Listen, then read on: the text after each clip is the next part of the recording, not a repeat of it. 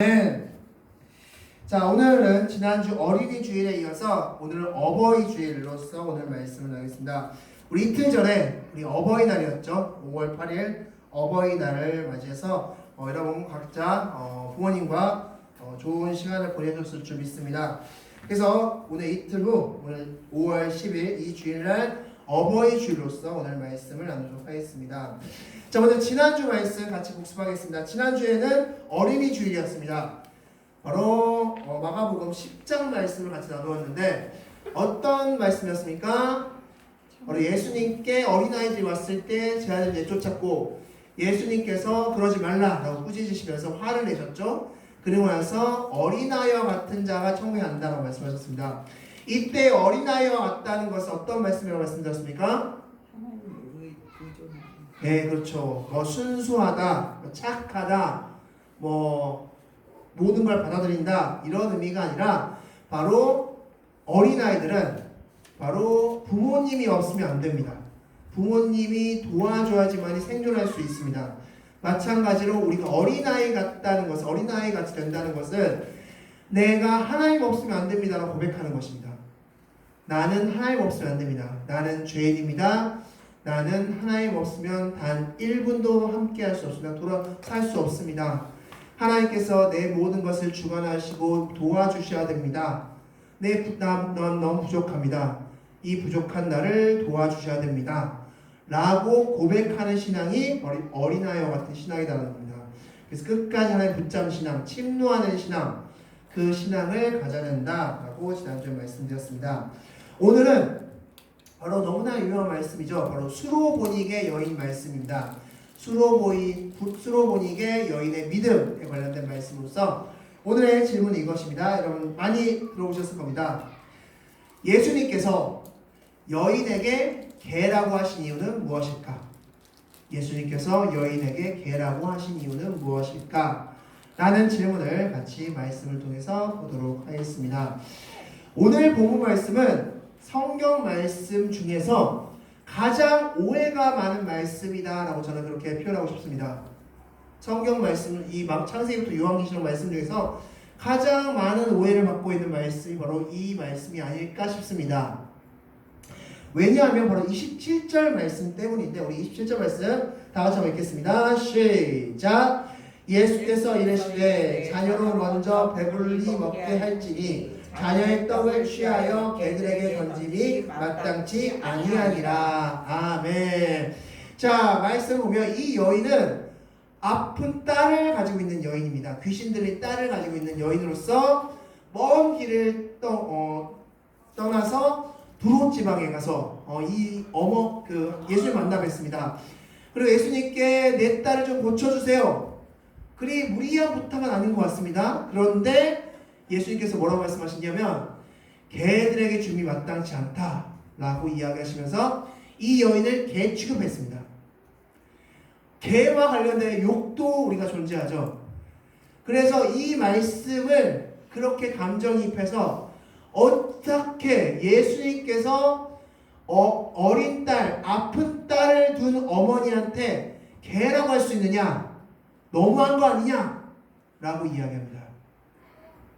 그리고 심지어는 어떤 신학학자는 이 말씀을 근거로 예수님은 죄가 있다라고 이야기합니다. 왜냐하면 힘들고 어려운 상황 가운데 놓인 이 여인, 딸의 아픔을 안타까이 여기는 이 여인에게 예수님께서 개라고 했기 때문에 남의 아픔을 가지고 있는 그 사람에게 비난하고 힐난했기 때문에 예수님이 죄가 없다는 말씀은 맞지 않다. 어려운 사람을 사랑하지 않았기 때문에 예수는 죄가 있어 라고 어떤 신학학자는 그렇게 주장하기도 했습니다. 이처럼 이 본문은 굉장히 많은 오해를 받고 있는 본문인데, 자, 그렇다면 오늘 질문처럼 이 예수님께서 이 여인을 개라고 하신 이유가 무엇일까? 지금부터 그 말씀을 하나하나씩 보도록 하겠습니다. 24절 말씀 다 같이 읽겠습니다. 시작!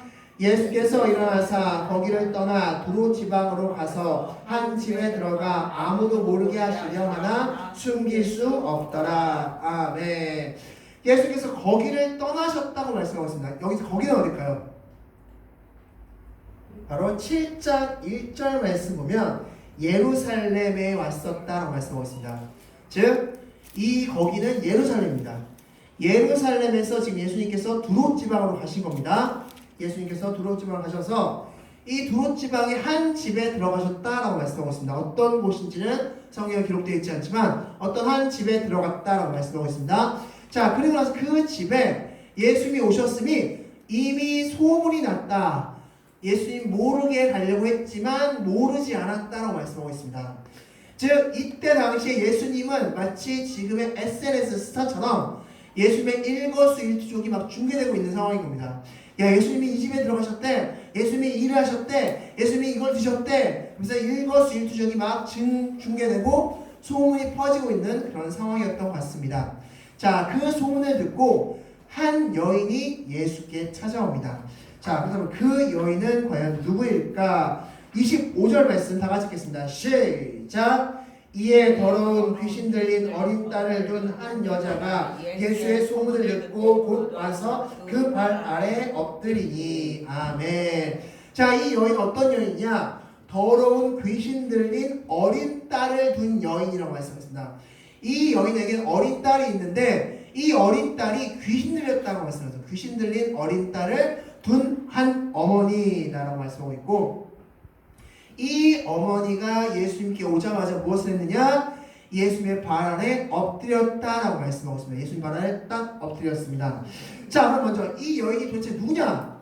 성경은 이 여인에 대해서 이렇게 설명해 주고 있습니다.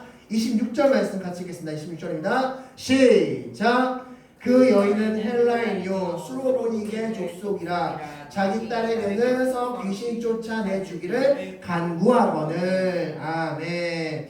자, 여기서 수로보니게가 무슨 뜻인지 말씀드리겠습니다. 이 수로보니게라는 이 단어는 두 단어의 합성어입니다.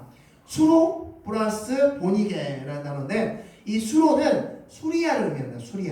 수리아 지방을 의미하고, 그 수리아 지방에 있는 보니게, 바로 베니게, 바로 페니키아라는 단어입니다. 그래서 수로보니게는 수리아 지방의 페니키아 지방에 사는 한 여인이다. 수리아 페니키아에 사는 여인이다 라는 것을 성경이 가르쳐주고 있습니다. 자, 이해를 돕기 위해 제가 지도를 하나 준비했습니다. 보시면, 자, 빨간색에 표시된 게 바로 베니게, 바로 수로보닉입니다.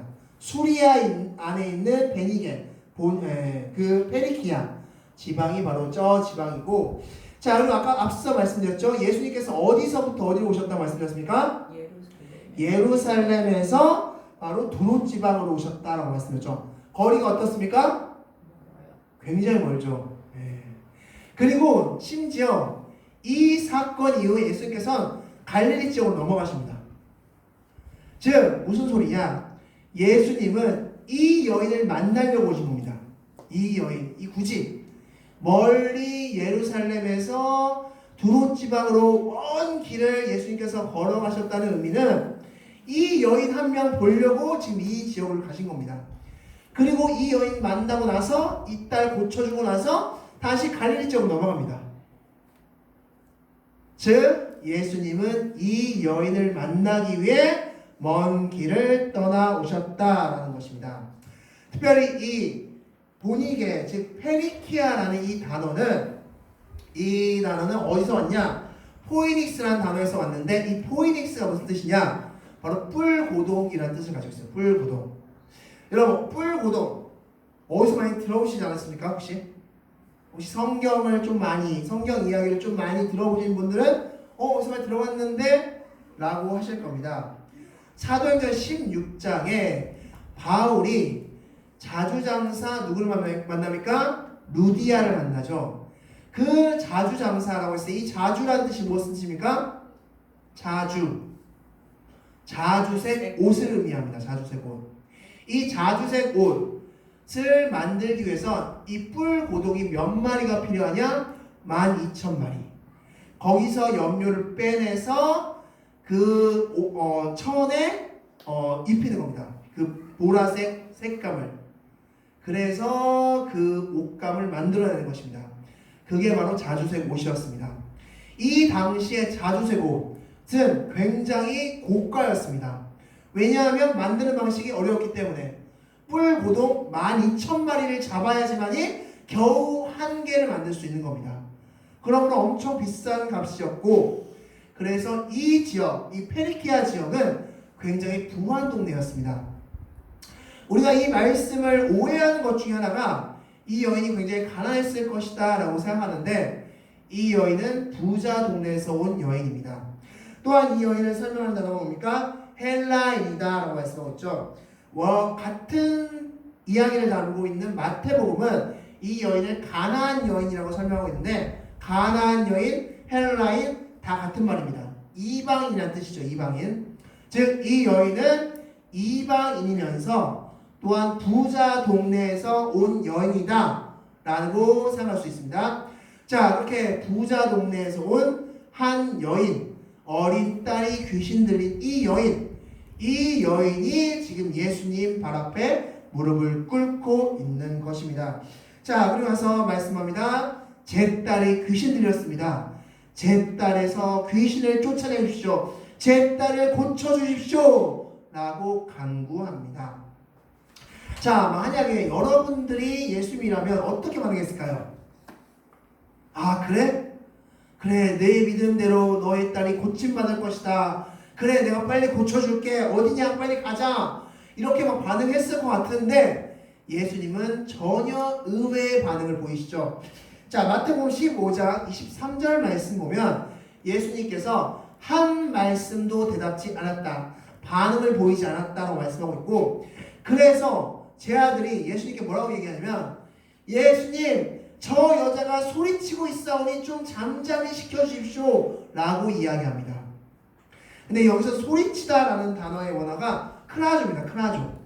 이 크라조의 단어가 어떤 뜻이냐면 까마귀들이 울부짖다라는 뜻입니다. 까마귀들이 울부짖다.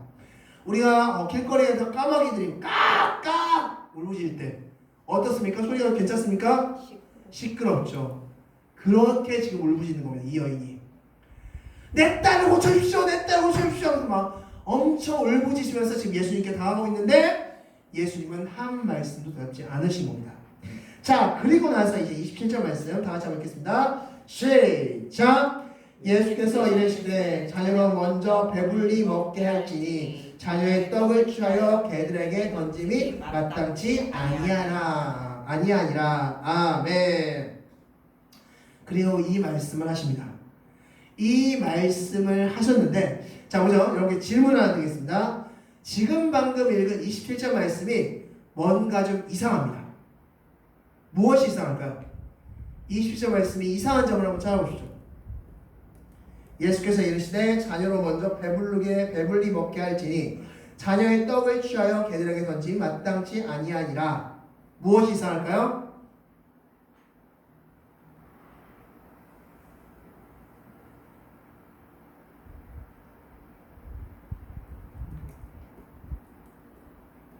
자, 힌트는 시골을 생각하시면 될 겁니다. 시골, 우리나라 시골 생각하면 될 것 같습니다.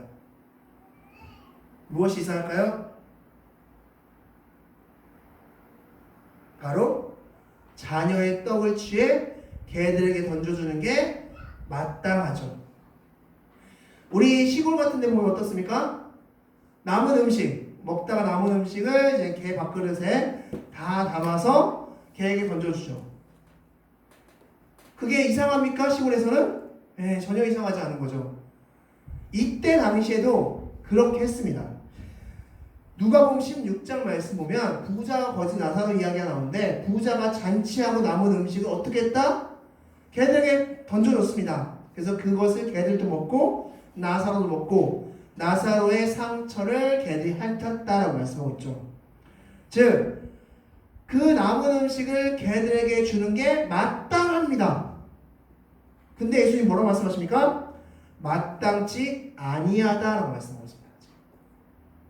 왜 예수님은 마땅치 않다고 말씀했을까? 뭐가 많이 실수하신 걸까? 뭔가 착각하신 걸까? 자, 그런데 여기서 더 중요한 건 이렇게 말씀하시고 이 여인과의 대화가 끝나신 다음에 예수님께서 뭐라고 말씀하시냐? 마태복음 15장 28절 말씀에 이렇게 말씀합니다. 우리 다 같이 읽겠습니다. 시작.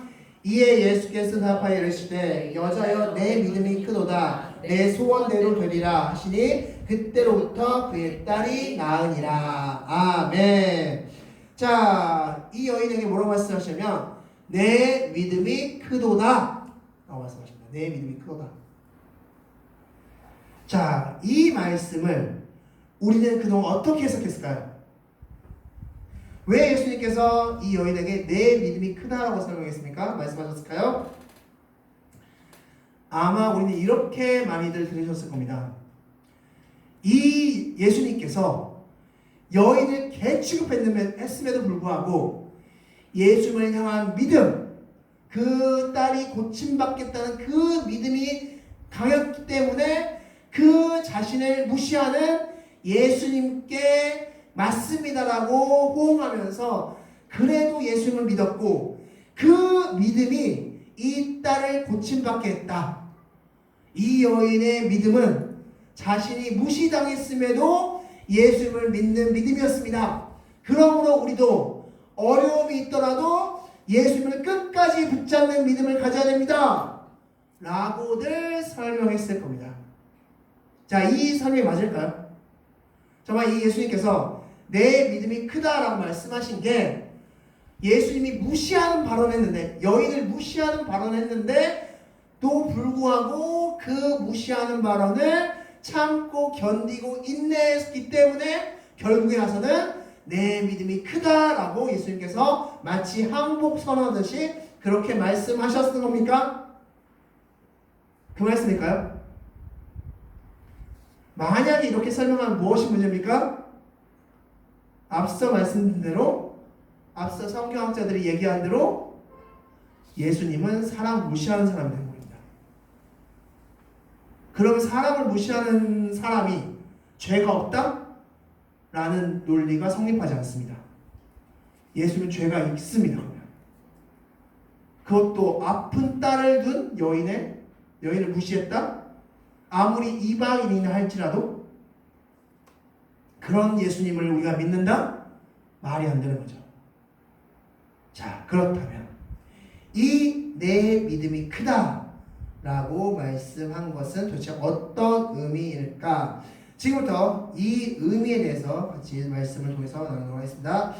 자, 로마서 11장 말씀 보겠습니다. 로마서 11장 25절 말씀 다 같이 읽겠습니다. 시작! 형제들아 너희가 스스로 지혜 있다 하면서 이 신비를 너희가 모르기를 내가 원하지 아니하노니 이 신비는 이방의 충만한 수가 들어오기까지 이스라엘의 덜어는 우둔하게 된 것이라. 아멘. 자, 이게 무슨 말씀일까요? 바로 하나님의 구원의 역사입니다. 하나님 그 25절 말씀에 신비라고 표현되죠. 신비. 하나님의 구원 역사. 하나님은 유대인으로 태어나셨습니다. 그래서 유대인에게 복음을 전했습니다. 유대인에게 복음을 전함으로써 유대인들을 구원시켰습니다. 그런데 유대인들을 성경 말씀의 그 근거가 보면 우둔하게 하셨습니다. 예수님을 믿지 못하게 하심으로써 예수님이 십자가를 죽게끔 하셨고 그럼으로써 온 인류가 구원받게 했습니다. 예루살렘과 온 유대와 사마리아 땅끝까지 복음이 증거됐습니다. 우리도 바로 이 혜택을 받은 것이죠. 만약에 유대인이 우둔하지 않았다면 거기서 복음은 멈췄을 겁니다. 그런데 우둔하게 됐기 때문에 예수님은 십자가에 못 박았고 그럼으로써 그 복음, 성령 역사가 전 세계로 퍼졌습니다. 자, 그렇게 됐고 그리고 나서 11장 11절 말씀 다 같이 읽겠습니다. 시작! 그러므로 내가 말하노니 그들이 넘어지기까지 실족하였느냐? 그럴 수 없느니라. 그들이 넘어짐으로 구원이 이방인에게 이르러 이스라엘로 시기나게 함이니라. 아멘. 자, 그렇게 이방인에게 구원이 선포되자 유대인들이 갑자기 시기를 일으킨 겁니다. 원래 복음 우리 건데 왜 이방인들이 누리고 있지? 안 돼. 우리도 누릴 거야. 우리도 복음 누릴 거야 라고 하면서 이방인들이 구원받는 모습을 보면서 시기 나서 그들도 구원을 차지하고 예수님을 믿게 된다는 것입니다. 그래서 결국엔 유대인들, 이방인들, 전 세계 모든 사람들이 다 예수님을 믿게 된다가 하나님의 플랜인 겁니다. 하나님은 처음엔 유대인으로 예수님을 보내셨고 유대인들이 우둔하게 되어서 예수를 십자가에 못 박았고 그 못 박힌 십자가의 사건을 통해서 성령이 오셨고 성령의 전 세계 모든 사람들에게 전파됨으로 예수를 믿게 되었고 그 모습을 보고 유대인들이 아 예수 믿는 게 진짜구나 예수님이 진짜 신이셨구나 라고 하면서 그 모습을 시기해서 자신들도 예수님을 받아들이고 그리고 이제 말세가 되어서 이 땅에 예수 그리스도께서 오시고 이게 바로 하나님의 플랜이라는 겁니다. 자, 그렇다면 이 스토리를 오늘 이야기 27절 말씀에 적용하면 여기서 자녀는 누구일까요? 여기서 자녀는 유대인들입니다. 유대인들이 먼저 구원받을 것이다. 지금은 유대인들의 구원 시기라는 겁니다. 지금. 그리고 걔들은 여기서 걔들은 이 여인을 가리키는 겁니까? 이방인들입니다. 지금은 유대인들이 구원받을 때이고 아직 이방인이 구원받을 때가 아니야 라고 말씀하는 겁니다. 지금. 자, 이렇게 예수님께서 말씀하시자 28절 말씀 너무나 놀라운 말씀이죠. 28절 말씀 다 같이 읽겠습니다. 시작. 여자가 대답하여 이르되 주여 올소이다마는 상 아래 개들도 아이들이 먹던 부스러기를 먹나이다. 아멘. 올소이다마는 아멘. 나이. 아멘. 맞습니다. 동의합니다. 맞습니다. 예수님 하나님의 구원사여 제가 잘 알고 있습니다. 하나님께서는 유대인에게서 이방인에게서 다시 유대인으로 넘어가는 그 구원의 역사를 이루실 것을 저는 너무나 잘 알고 있습니다. 그런데요, 그 위대한 하나님의 역사, 놀라운 하나님의 역사 가운데 저의 딸 좀 동참시켜주면 안 될까요? 라고 말씀하신 겁니다. 이렇게 말씀하는 겁니다. 지금. 하나님의 놀라운 역사를 제가 너무나 잘 알고 있지만 하나님의 그 크신 은혜에서 작디 작은 부스러기 같은 작은 은혜만 주셔도 그 거기에 작게 0.1%만 좀 내 딸 좀 포함시켜 주시면 내 딸 고침받을 수 있습니다 라고 이야기합니다. 예수님의 큰 구원, 하나님의 큰 구원 사역에 내 딸 지분 조금만 주십시오. 지분 조금만 허락하십시오. 그럼 내 딸 고침받을 수 있습니다 라고 이야기하는 겁니다. 이 개라는 말은 이 여인에게 한 것이 아니라 이 예수님의 하나님의 구원 사역을 설명하는 부분이었고 그 구원 사역을 너무나 잘 알고 있었던 이 여인은 그 구원 사역을 인정하면서도 내 딸을 동참시켜 주기를 간구했고 그래서 예수님께서 뭐라고 말씀하신 겁니까? 내 믿음이 크도다 라고 말씀하신 겁니다. 지금. 그게 내 믿음이 크도다의 비밀이었다 라는 것을 기억하시기 바라겠습니다. 자, 그렇다면 이 여인의 딸이 고침받을 수 있었던 두 가지 핵심은 무엇이었을까? 자, 첫 번째 바로 지식이라고 할 수 있습니다. 지식. 이 여인은 하나님의 구원 사역을 정확히 알고 있었습니다. 올소이다마는 맞습니다. 동의합니다. 하나님은 유대인, 이방인, 유대인의 그 구원의 역사를 이루실 겁니다. 옳습니다. 이 여인이 어떻게 해서 그 구원의 역사를 알게 되었는지는 알 수는 없지만 어찌됐건 이 여인은 그 구원의 역사 스토리를 너무나 잘 알고 있었다라는 것입니다. 그래서 이 여인으로 하여금 그의 딸이 고침받을 수 있었습니다. 중요한 것은 부모님이 하나님을 얼마나 잘 아느냐에 따라 우리 자녀들이 하나님께 잘 인도될 수 있다라는 것입니다. 바로 그 표본이 바로 이 여인입니다. 이 여인은 하나님의 구원 계획을 너무나 잘 알고 있었습니다. 두 번째, 단순히 지식적으로 알고 있는 것에서 그친 것이 아니라 이 여인은 그것을 믿었습니다. 그래서 맞습니다. 옳습니다. 그런데 그 큰 구원의 역사, 어마어마한 그 구원의 역사 가운데 내 딸 집은 요만큼만 주십시오라고 얘기합니다. 다 믿은 겁니다. 근데 여기 하나만 좀 첨가시켜 주십시오. 내 딸 조금만 첨가시켜 주십시오. 하나님 그냥 0.1%만 역사하셔도 내 딸은 나을 수 있는 거 아닙니까? 그 0.1%만 좀 첨가시켜 주십시오 라고 이야기하는 겁니다. 지금 이 여인은 하나님의 놀라운 구원 계획을 확실히 믿고 있었습니다. 그게 바로 이 여인의 딸이 고침받은 이유라는 것입니다. 중요한 건 여기에 수많은 사람들이 모여 있었지만 그 곳에서 하나님의 역사를 맛본 사람은 단 한 사람, 이 여인밖에 없습니다. 왜냐하면 이 여인은 하나님에 대한 지식도 있었고 하나님에 대한 믿음도 있었기 때문에 그것을 맛볼 수 있었다라는 것입니다. 그리고 예수님은 다시 갈릴리 지역으로 이 사건 후에 넘어가셨습니다. 사람들에게 너희가 하나님을 대한 지식, 하나님에 대한 믿음이 있어야 된다는 것을 가르쳐 주신 다음에 다시 떠나가셨던 겁니다. 즉, 이 이야기의 핵심은 예수님의 무시를 견뎌낸 한 여인의 이야기가 아닌 하나님의 구원 사역을 잘 알고 있고 믿고 있었던 여인의 믿음의 결과다라는 것을 기억하시기 바라겠습니다.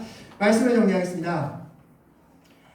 부모님이 하나님을 잘 알고 믿을 때 그 자녀도 잘 성장할 수 있다는 것을 기억하시기 바라겠습니다. 말씀을 보겠습니다. 우리 디모데후서 1장 5절 말씀 다 같이 한번 읽겠습니다. 1장 5절입니다. 시작!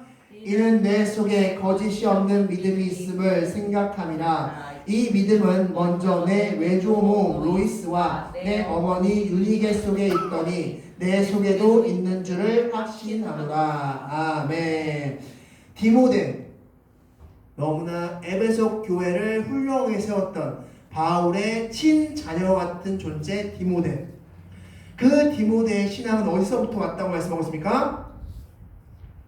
외할머니와 어머니로부터 왔다라고 말씀하고 있습니다. 오랜 가정 신앙, 그 신앙이 디모데를 만들었다라고 말씀하고 있습니다.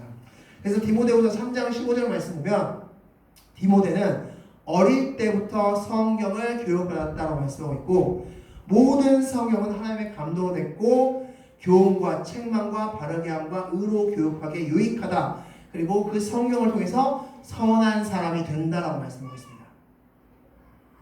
부모님의 교육, 부모님의 영적 교육, 신앙 교육이 디모데라는 훌륭한 목회자를 만들었다라고 성경은 말씀해 주고 있습니다. 오늘 스토리 역시 마찬가지죠. 이 여인의 굳은 믿음이 이 딸을 고침받게 했다는 것을 기억하시면서 특별히 이 시대 부모님의 신앙이 얼마나 중요한 시기인 것을 잘 기억하시면서 오늘 말씀의 주인공 그리고 디모데의 부모님과 같은 신앙의 모범을 보이시는 부모님들이 되시는 여러분들이 되시기 바라겠습니다. 다 같이 기도하시겠습니다. 다 같이 기도하시겠습니다.